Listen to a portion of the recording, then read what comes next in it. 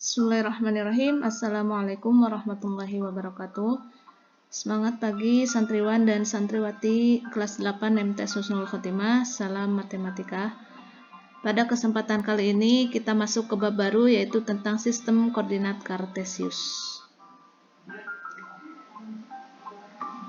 Yang pertama tentang mengenal bidang kartesius. Ya, apa sih bidang kartesius itu? Ya, bidang kartesius itu adalah bidang tempat kumpulan titik-titik yang memiliki posisi tertentu terhadap sumbu-sumbu bidang kartesius. Ya, kurang lebihnya bentuknya seperti ini. Ya. Nah, sumbu bidang kartesius itu terdiri dari dua, yaitu sumbu yang mendatar yang ini dan sumbu vertikal. Ya, yang mendatar ini disebut sumbu X, sedangkan sumbu yang vertikal ini disebut dengan sumbu Y. Sumbu X dan sumbu Y itu berpotongan di satu titik yang disebut dengan titik pusat. Nah, sumbu X dan sumbu Y dia berpotongan atau bertemu di satu titik. Nah, di sini ya, ini disebut dengan titik pusat. Koordinatnya 0,0. Kemudian, angka-angka pada sumbu X dan sumbu Y itu dinyatakan dengan bilangan bulat. Ya, di sini ada angka 1, 2, ke kanan, ke kiri, ke atas, ke bawah gitu ya. Ada negatif 1, negatif 2, dan seterusnya. Ini dinyatakan dalam bentuk bilangan bulat. Kemudian, angka-angka pada sumbu X sebelah kanan titik pusat itu selalu positif. Nah, yang ini kan titik pusat sebelah kanannya, maka dia positif. Jadi semakin ke kanan nilainya akan semakin besar. Sedangkan yang ke kiri, ya sebelah kiri titik pusat itu nilainya negatif. Nah, kalau untuk sumbu Y bagaimana? Maka untuk sumbu Y atas dan bawah. Ke atas dia bernilai positif, sedangkan di bawah titik pusat dia bernilai negatif. Kemudian jarak ruas garis pada sumbu X dan sumbu Y itu selalu sama. Jadi jarak antara 1 ke 2, 2 ke 3, 3 ke 4 atau negatif 1 ke negatif 2, negatif 2 ke negatif 3 itu jaraknya sama. Oke, kemudian jarak titik pada sumbu X dan sumbu Y. Ya, suatu titik yang diletakkan pada bidang kartesius itu selalu bisa ditentukan jaraknya terhadap sumbu X dan sumbu Y. Kemudian jarak itu selalu bernilai positif, sehingga jarak sebuah titik terhadap sumbu X maupun terhadap sumbu Y selalu bernilai positif juga. Kemudian, posisi suatu titik pada bidang kartesius itu ditentukan dari jarak titik terhadap sumbu Y dan sumbu X. Ini cara penulisan koordinatnya ya. Nah, jarak terhadap sumbu Y itu ditulis terlebih dahulu, baru kemudian jarak terhadap sumbu X dengan penulisan X, Y. Ya, X itu disebut absis, Y itu disebut ordinat. Ya, ingat-ingat ya. X itu absis, Y itu ordinat. Sedangkan penulisan X, Y ini disebut dengan koordinat. Oke, kita perhatikan bidang kartesius. Ya, ini ya. Di sini kita punya titik A, B, C, D. Nah, titik A ini dia dari sumbu Y. Ingat ya, sumbu Y ke kanan 2 langkah. Ya, sehingga nilainya adalah 2. Kemudian ke arah atas, si Y-nya berarti ya dari sumbu X ke atas itu sebanyak 6 langkah ya. Maka penulisannya jadi ini kan jarak dari Y ke titik atau dari titik ke Y-nya 2, jarak dari titik ke sumbu X-nya adalah 6, maka penulisannya jadi 2,6 gitu ya. Yang ini juga sama, B-nya ingat ya, berarti jarak dari sini ke sini dulu. Negatif 5, kemudian ke atasnya 5, jadi negatif 5,5. Nah, ini juga sama seperti ini. Yang D juga sama. Nah, kita perhatikan. Nah, di sini yang titik A itu 2,62 ini dia adalah absis.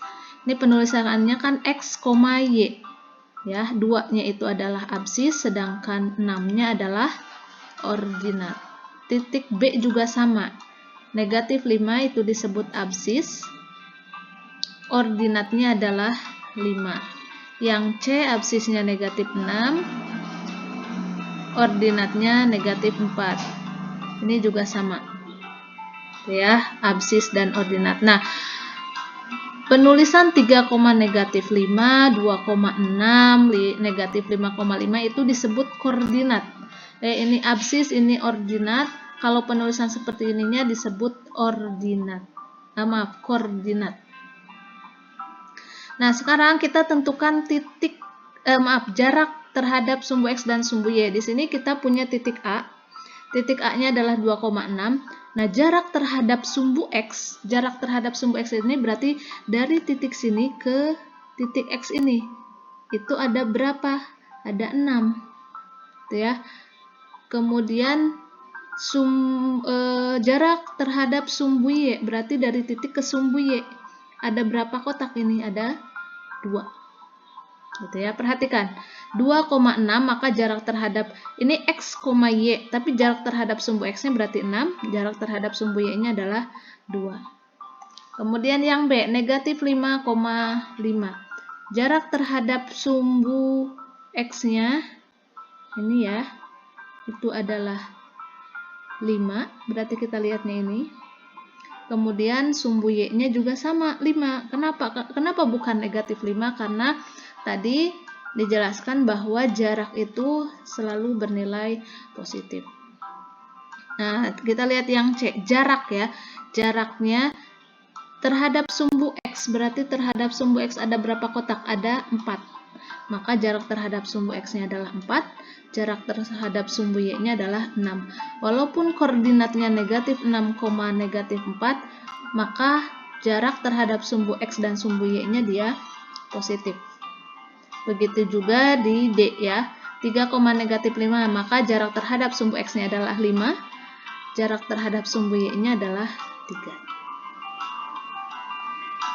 3. Selanjutnya tentang kuadran ya.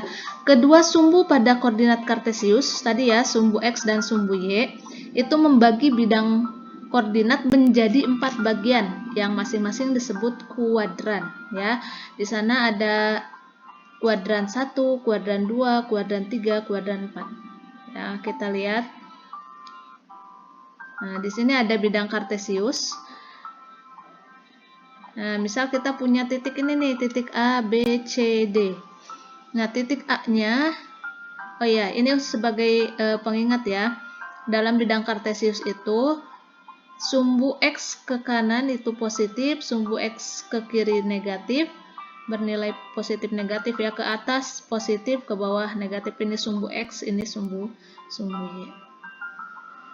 Oke, ini daerah ini adalah daerah kuadran 1. Ya, kita lihat kuadran 1 itu ada di daerah sini nih, si A ini 5,7.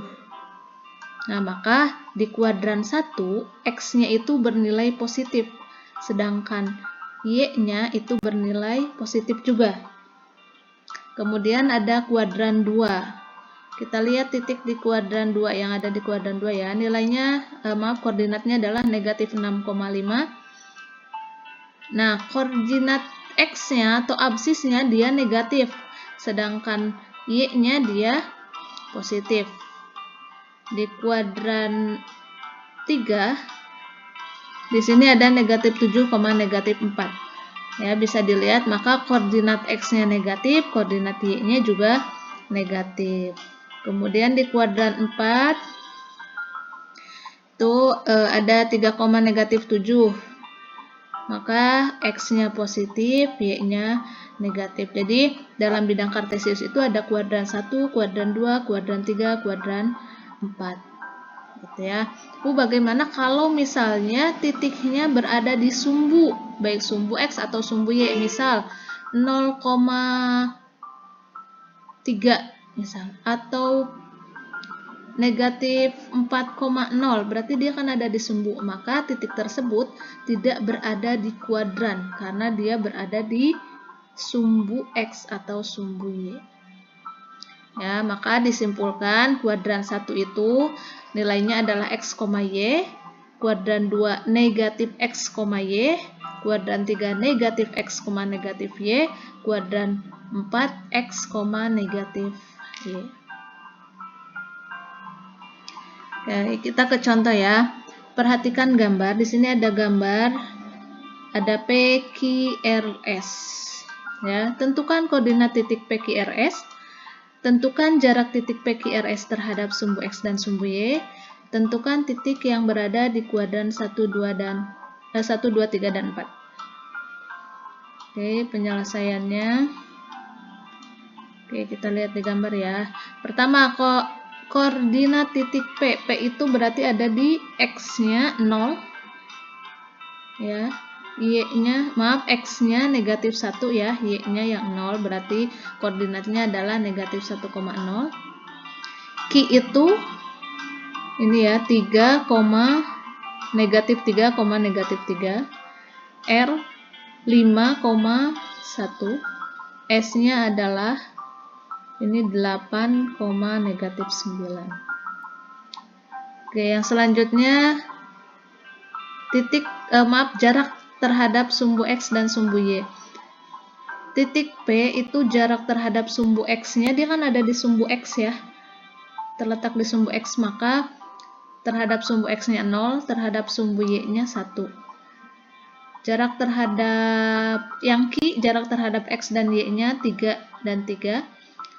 Titik R terhadap sumbu X dan sumbu Y, terhadap sumbu X-nya 1, terhadap sumbu Y-nya 5. Kemudian jarak titik S terhadap sumbu X dan sumbu Y, terhadap sumbu X-nya 8, terhadap sumbu Y-nya 8. Maaf, ini 9 dan 8 ya. Oke, kemudian yang terakhir itu kuadran. Kuadran 1, 2, dan 3. Oke, di kuadran 1 itu ada R ya, 5,1. Di kuadran 2 ada titik nggak? Nggak ada ya. Tidak ada titik di kuadran 2. Kemudian di kuadran 3-nya ada Q. Di kuadran 4 ada titik S. Nah, tadi si P itu ada di kuadran mana? Dia ada di sumbu X, maka dia tidak ada di kuadran manapun. Ya, karena ini sumbu ya, ada di sumbu X. Gitu. Baik, sampai di sini mudah-mudahan bermanfaat. Kurang lebihnya mohon maaf. Wassalamualaikum warahmatullahi wabarakatuh.